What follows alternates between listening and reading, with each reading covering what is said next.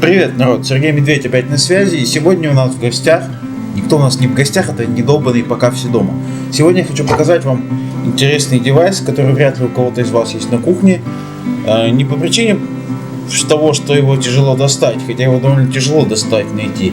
И не по причине того, что он довольно дорого стоит, несмотря на свое простое устройство, а по той причине, что он нафиг никому особо не нужен. Да, такая вот неудачная реклама, никто мне за нее не платил. Посмотрите на мой канал, кому нафиг надо покупать у меня рекламу. Вот.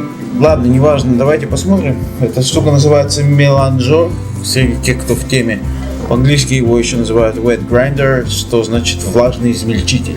Не потому, что он все время влажный, а потому, что он предназначен для измельчения влажных компонентов, которые содержат не столько влагу, воду, да, в плане жиры и любую вязких субстанций и тому подобную хрень. Ладно, давайте посмотрим, как он устроен. Итак, вот в этой мини-башне находится движок, который запускается вот этой кнопкой.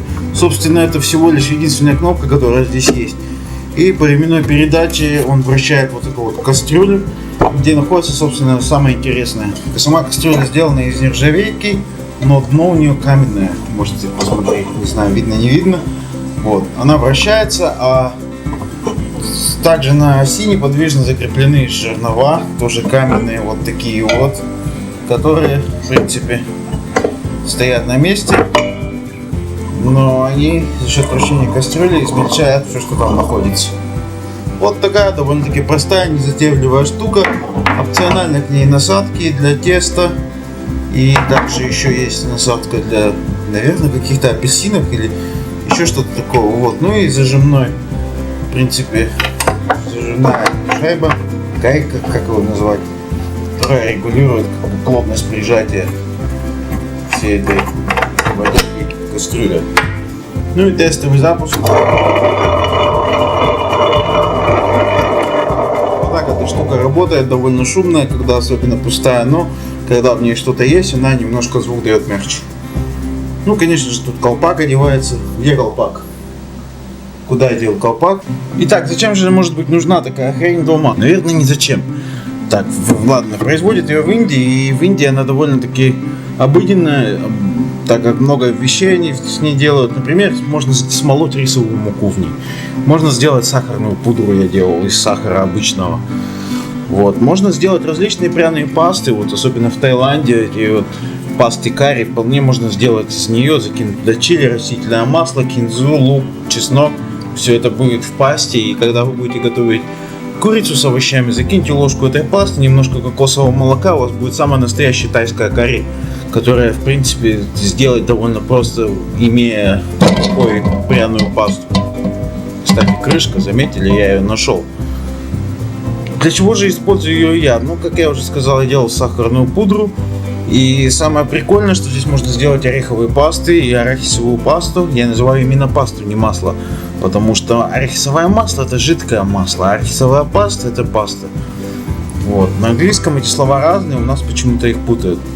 Я не сказал вам самое главное, самое интересное назначение этой штуки, которую можно только придумать дома.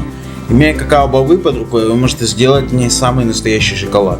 Не тот шоколад, который вы можете найти в нямкиных рецептах по типу смешайте какао-порошок и какое-нибудь твердое масло или маргарин. Нет, это может быть полноценный шоколад, например, 80%, который можно сделать только из какао-бобов и сахара. Или молочный, допустим, добавив какао-бобам сахар, какао-масло и сухое молоко.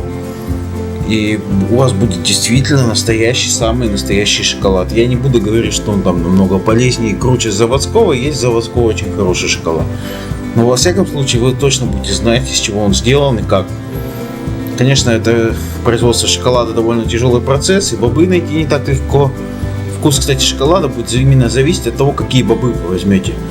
Но, тем не менее, это очень интересно, и, в принципе, ради этого я покупал эту штуку. Но сейчас я не буду это делать, это займет довольно долгое время. Давайте просто приготовим арахисовую пасту. Арахисовая паста у нас здесь импортная из США, и она стоит довольно дорого. За 100 грамм можно там заплатить доллара 3-4. А в то же время за те же деньги можно купить килограмм арахиса. И можно сделать ее без всяких растительных масел и тому подобного. Да? Можно сделать просто из арахиса и соли. Итак, ингредиенты вас необычайно удивят.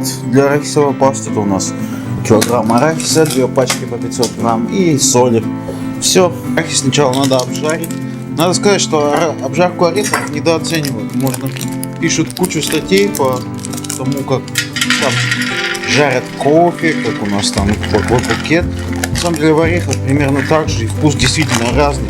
Обжаришь ли ты его 3 минуты или 5 или 7. То есть это вполне очень такой процесс. Я не знаю, сколько я буду жарить в своей духовке, я посмотрю, буду пробовать.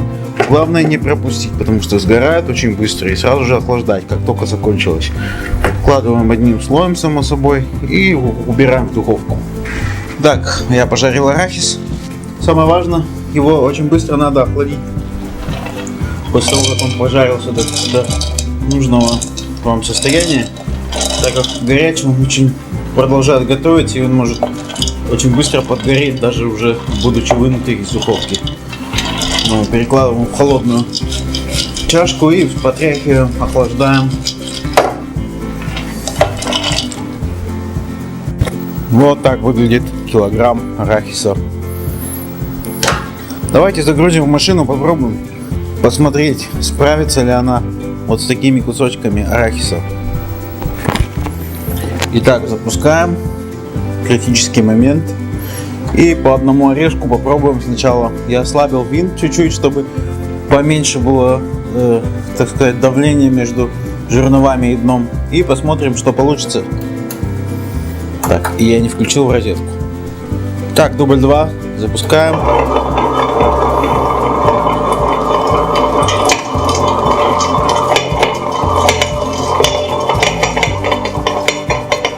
Довольно шумно.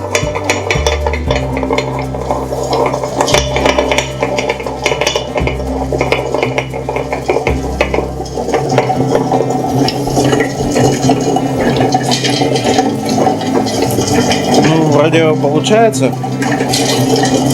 Надо только главное не застопорить, потихонечку подкладывать, чтобы, так сказать, успевала справляться машина.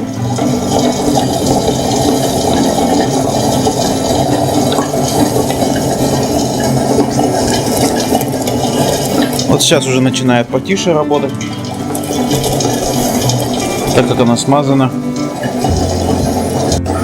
Можно видеть, поначалу это такая крошка происходит, он ее просто крошит, но чуть-чуть подождать, и это будет действительно пастой. Примерно так же аналогия происходит с какао-бобами.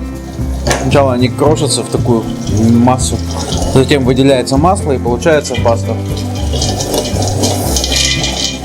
Наверное, если сделать хрустящую пасту, можно немножко орехов оставить и положить их буквально в самый последний момент и полностью не измельчать. Ну, посмотрим, наверное, мы так и попробуем сделать. Так, можно видеть, здесь выделяется уже масло и кусочки слипаются, получается штука похожая на халву. Уже крутой запах арахисовый стоит в комнате, и осталось совсем чуть-чуть подождать. Вот уже можно видеть, масло выделилось, и все уже становится вязкой штукой. Входящей в комплект лопаточкой мы счищаем с боков. Все это, чтобы отправлялось под жернова, а не висело прилипшим комом где-то сбоку. Кстати, такое, знаете, как топ-10 самых удовлетворяющих видео, вот, когда ты ставишь лопаточку вот так вот и набираешь это маслице, пасту точнее. Какой, блин, маслице. Такое клевое ощущение, на самом деле. Уже скоро можно будет посолить. Да, наверное, можно сейчас добавить немножко соли. Буквально щепотку я буду добавлять потихонечку по вкусу и уже проверять на вкус. Собственно, то, что вы сейчас видите, уже является так называемым хрустящим арахисовым маслом с кусочками. Сделать это чуть подольше, и у нас будет такое, как оно называется, смузи, гладкое, так сказать, народное масло. То есть все зависит от времени, на самом деле. Итак, можно сказать, в принципе, масло готово. Паста, я сам уже оговариваюсь. Можно останавливать этот агрегат. Вот, собственно, что получилось у нас. Сейчас самая паршивая работка — все это выковырять оттуда и взвесить. Ну что, и вот у нас получилось где-то 800 грамм масла. Пасты, конечно же, паста. Да что ж такое? Вот так она выглядит. Немножко хрустящая, с кусочками. Вот, и 200 грамм, получается, мы потеряли. Хотя я не взвешивал оригинал. В оригинале сколько там было арахиса. Написано было, что по 500 грамм. Может быть, чуть меньше. Тем не менее, 800 грамм арахисовой пасты за $4. Не считая, конечно, стоимость этого чудо-агрегата. Оно, конечно, будет расслаиваться, в отличие от магазинного, если его держать в тепле. И масло пойдет наверх, а твердые фракции и влага осядут на дно. Но это не страшно, просто не очень привлекательно будет. Надо просто ложкой перемешать. И все. Ну вот и все. Вот такой вот обзор был. С вами был Сергей Медведь. Если вам понравилось видео, пишите в комментах, нравятся ли вам такие обзоры. Ставьте лайк, дизлайк, я пойму, что вам нужно и так далее. Ну, сами знаете. Давайте, пока.